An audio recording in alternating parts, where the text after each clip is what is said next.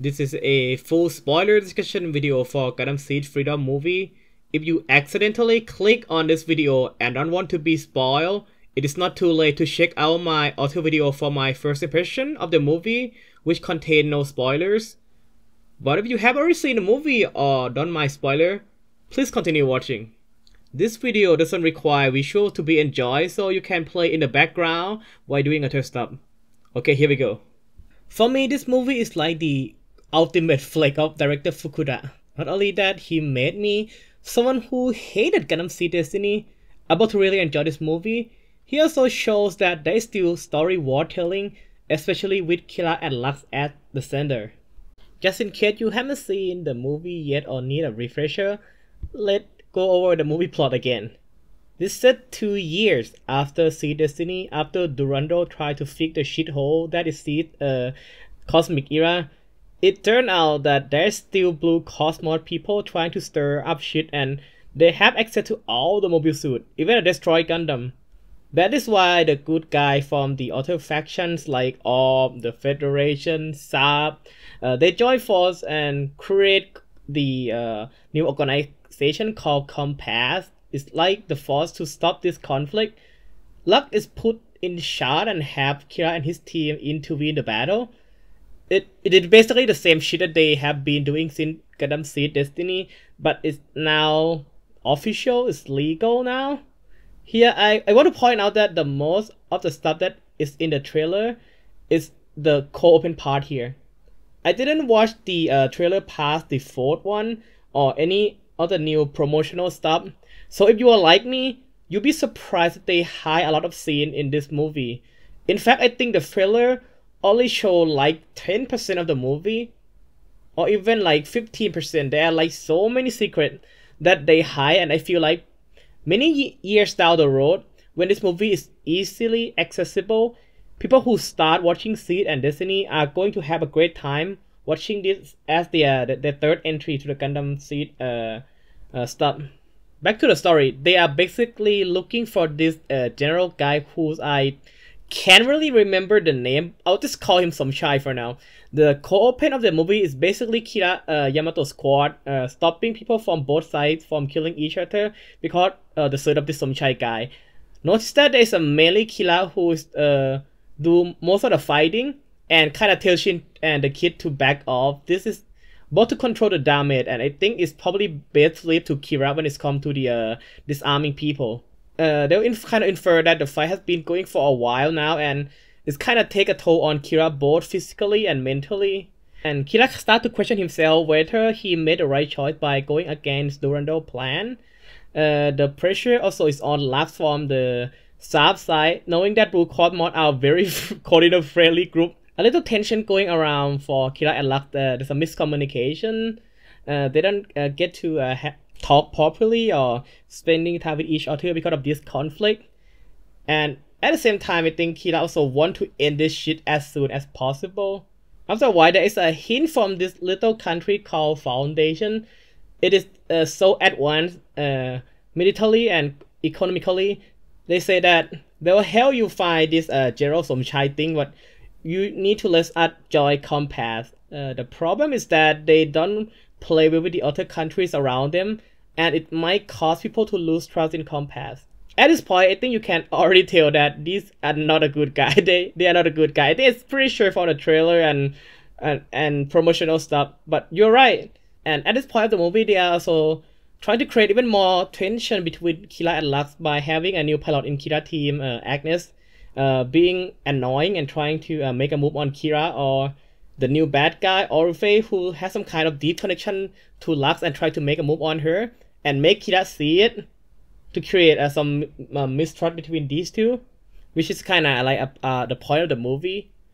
You get to see both of them not being cool or perfect for the first time in the series since Seed Destiny, I guess.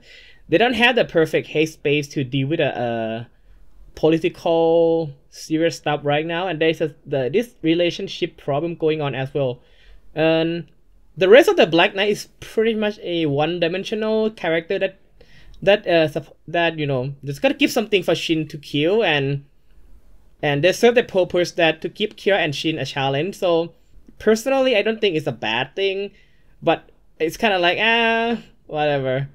But I really like that you don't need every villain to be redeemable. Just straight out being a cartoon villain is fine. After that, they set this joint operation near the border of the country that Kira and the gang cannot cross the border, or they will be counterattacked by the other country. It turns out that these bad guy have the Black Knight have the ability to mess with people's head. They also get Kira to ignore the order and go after the Somchai guy across the border. This allows the other country to fight back, and later force Luck to allow the Black Knight and the gang to take action to stop Kira. But it's also kind of like the plan from the begin with. So this is like the plan so they can take action across the border by setting up a nuke to the country, so they can like counterattack the attack from the other country. It's kind of a little bit confusing, but I think if you watch it yourself, you'll get it. I don't know how to explain it. It's kind of a little bit confusing here. It basically just do that so they can like give them a reason to counterattack and take Lux hostages. The fight breaks out and there's some nuclear firing that is to aim at their capital. This is so they can move to the next stage of their plan. Kira and gang lose badly. It's kind of both because of the element of surprise and because of the enemy is using a new technology that is way beyond the squad MS can handle. The Archangel got sunk. Agnes decided to betray us and join the Black Knight. Luna Maria cannot snipe all the nuke and had to escape from the fight. It's all seemed lost until Asan joined the fight as a Gok and helped everyone escape it. Because the capital and nearby area got nuked, the foundation, the group, the bad guy kind of assume that our gang is dead. And then they kind of make an announcement that, yo, apparently we are the superhuman called Accord and Accord, whatever, who is like even stronger than the ultimate coordinator. We can communicate with our mind and what's not, and we here to lead the humanity. We have access to this Requiem and we have Lux Climb with us. If you don't comply with us and our destiny plan, your country will be fired by a Requiem laser. And you might have guessed Lucky Siso and Accord made to be paired with Orphe. He tried to make a move on Lux again and she still say no. She can't believe that Kira and the gang is still alive. Kira on the other hand feels defeated. He doesn't feel like he can get back to Lux, and this is why Asran had to use some fit to be some sending to him. I like that she's actually trying to get into the fight too, but they'll like be like, nah, let them cook, let them fight. Speaking of Shin, I really like that they treat him well in this movie. Kira recognized that Shin is very good at a pilot, which is why he's on the team and get to pilot the Justice. But he also feels frustrated that Kira still want him to stay back and on the defensive side of the thing and not go ham. He's kind of like a younger brother who want to impress his like big bro. That dude, I can't do this. I can't beat them. Just give me a chance, bro. So much that during the first Foundation visit, when Black Knight tried to bully Kira, Shin has to step up for him. It's just a sword fight scene. It's pretty funny. Now their morale at its highest. The problem is that every mobile suit now is fucked from the last battle and they have no battleship. And if they try to make a move, they will fire Requiem at them. But apparently the Orb gang and the Eternal gang in the background already prepared stuff already. Ready to go. This is where we get to reunite with Strike Freedom, Destiny, Impulse. People in my theater get the biggest laugh when they saw Shin reaction to the Destiny. Like, I'm gonna fuck these guys up.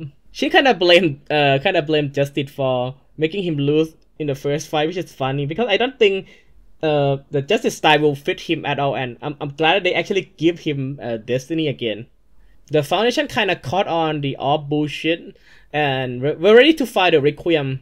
This part of the movie they kind of spam the Requiem to everyone. That's not the main gang city. It's kind of show off the power of the Requiem and kind of like they kind of spam it a lot, which is funny. I like that when what's stopping a bad guy from abusing a super weapon, right? I hope more bad guy do this. It's pretty fun. But because the our team acts fast, they couldn't like quite fight at our battleship now.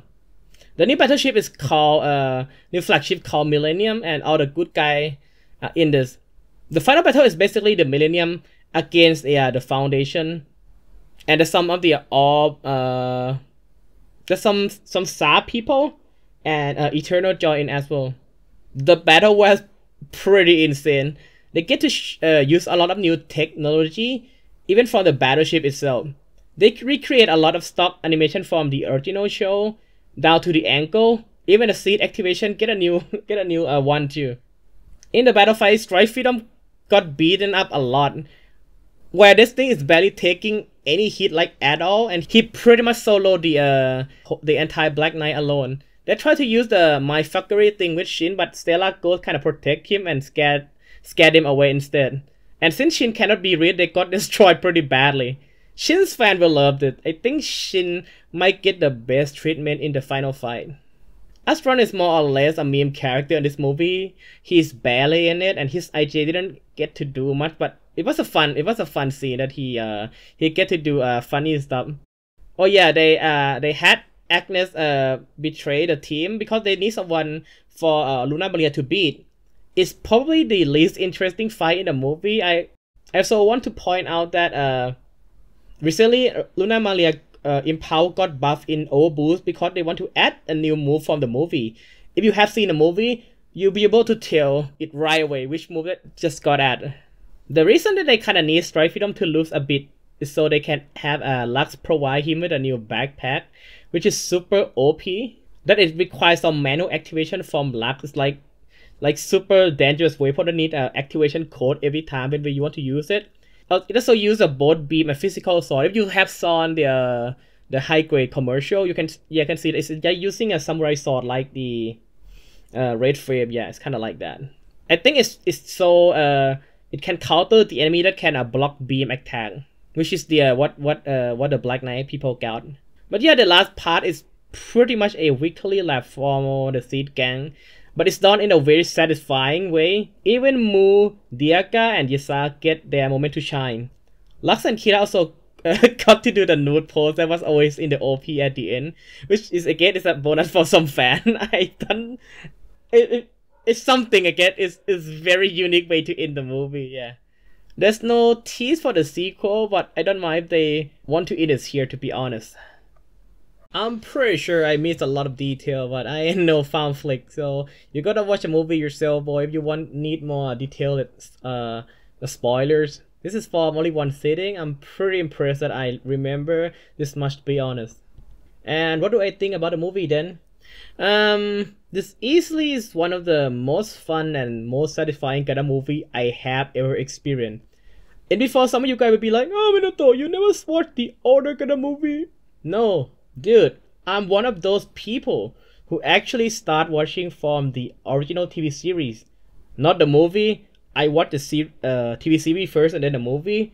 All the way up to Victory before I get to watch any of the AU. So at its core, I always have a little bit of UC bias, but I would be lying if I say that I have, woo! Yeah! That's a 10 out of 10 experience about me when I finish watching CCA or F91. They are good movie. They are good movie, don't get me wrong. Really high production value.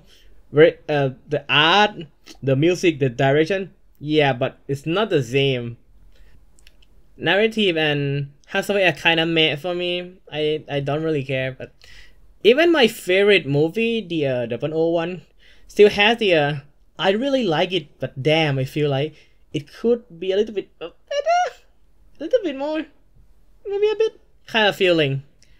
Then this movie comes along and it checks all my boxes.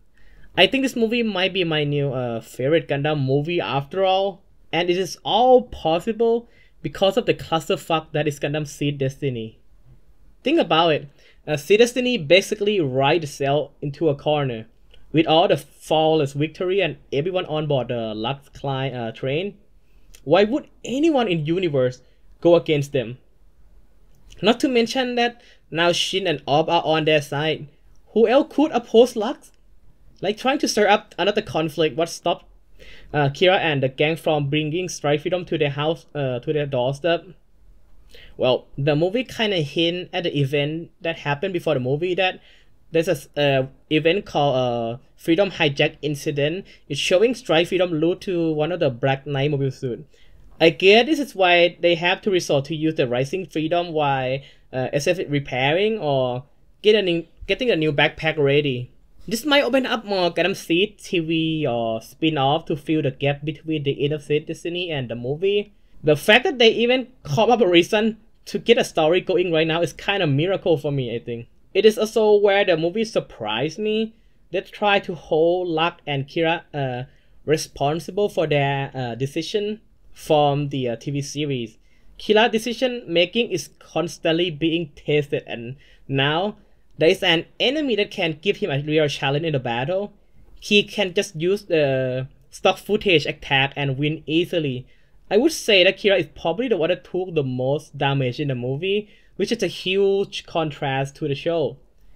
This is what I feel it was missing from the show, that a real challenge for the character. It doesn't really matter in a battle, in a political, whatever.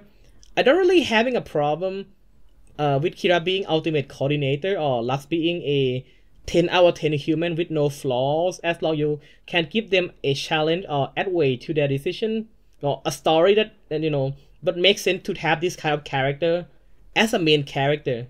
Having people trying to hold them accountable in this movie is super refreshing. After all, it is Kira and Lux movie first, and the centerpiece should be interesting or the movie wouldn't work at all. It also plays into the fact that Lux being a perfect being is a plot point. Being a human race that go beyond being a coordinator or a code is genetically designed to be with someone other than Kira, I think it's clever. It supplies a lot of Lux bullshit from the original series. It also make her connection to Kira is even stronger in terms of relationship. Like, they are both designed to be different from the other from the beginning. It's something that you can tell is their destiny to fulfill, that they have a role to do, but they still have the choice to be with someone other than what designed to be, especially when it's come to love. This is a very, very, very good line from Lux that she said to Orpheus, something like, people are not born because of necessity, it is because of love. And he tried to tell her to take to her role to be with him. This line is very beautiful by itself, but according to the director Fukuda, he said that this line was in the original draft by his late wife, who was the original writer of the series. I walked out the theater with a somewhat positive view of both of them, which is insane considering that I hate them like a lot from the original show. Maybe I didn't like them before or I meme on them a lot, but now I think I'm cool with them. They're alright. Also, we cannot not talk about Shin. I mean, he got the same treatment that Nero of Raiden. He's super cool now. He used to get clowned by half of the fan base, and other half were just disappointed he didn't reach his full potential in the TV series. But yeah, I like to think that a lot of Shin hates come from people who expect more from him in the series. Not only that, he get to be more funny in this one. When he gets on Destiny, he get to have one of the coolest sequence in Gundam in general. Shin fan definitely get to eat well in this one. He get to pilot Justice, earn a trust from Kira and the adult. Luna Maria love him and got the coolest scene in the movie. What more could you ask for as a Shin fan? You can't say that Shin did the reverse and hijacked the movie for himself. Because most of the people that I talk to either have Shin as their favorite now or at least highlight of the movie. I think the pacing is very fast, especially the early on. But because of that, I don't think there is even a boring moment in the movie. They tend to slow it down a little bit when there is an important plot for them to explain, but in general, it is a very fast film. 2 hours of non-stop plot and action. The story is serviceable, it is what it is. It's very Gundam Seed storytelling. It didn't try to be something it isn't, which is why I think the reception up to the film is very good, because they just give what the audience want and this is just get Gundam Seed experience but more. Here's some random thought about the movie. I like that they reanimate those stock footage shots that they used in the original show. It is a very nice throwback and it's cool to see them in HD. Some returning characters didn't have the voice line or get to do much. I guess it's nice to see some of them, but they are not really the main focus of the movie. I hope they are not your favorite characters. I can feel the potential of the newcomer in this movie. The Not Lulushka is really funny. Even Agnes, I think it's gonna be very interesting the next time we see her. I feel like they could still make a sequel to this, but at the same time, this might be the best place to stop for Cosmic Era. Everyone gets a happy ending and most of the important characters are still alive and well. Then again, if they feel like they are still a story worth telling, then I will be there to watch them. You could say that this movie doesn't really need to be made. They can just forget about it, that they announced it 20 years ago, and move on. But at the end, I think it is definitely worth the wait. You can feel the love behind this movie, like everything is screamed that we love Gundam Seed and we want to give you the best Gundam Seed movies. Even the biggest Seed hater might even like this movie. And for the Seed fan, you got yourself a shark counter-attack level of the movie. After all, this movie wasn't made out of necessity, it was made out of love. Thank you all for watching. If you have any question about the movie, feel free to ask me in the comments. I'll see you guys later.